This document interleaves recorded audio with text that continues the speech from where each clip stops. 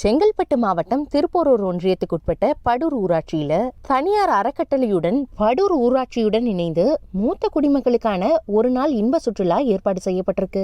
இந்த சுற்றுலா பயணத்துல 60 வயதுக்கு மேற்பட்ட படூர் ஊராட்சியில இருக்கக்கூடிய 50 மூத்த குடிமக்களை ஒருங்கிணைத்து சென்னையில இருக்கக்கூடிய காந்தி மண்டபம், கிண்டியில இருக்கக்கூடிய சிறுவர் பூங்கா மற்றும் முன்னாள் முதலமைச்சராக இருந்த பேரறிஞர் அண்ணா நினைவகம், கருணாநிதி, ஜெயலலிதா, எம்ஜிஆர் நினைவிடம் உள்ளிட்டவற்றை சுற்றி பார்த்திருக்காங்க. அப்போ ஜெயலலிதாவின் நினைவிடத்தை பார்த்ததும் மூதாட்டி ஒருத்தவங்க கண் கலங்கி நின்னு இருக்காங்க.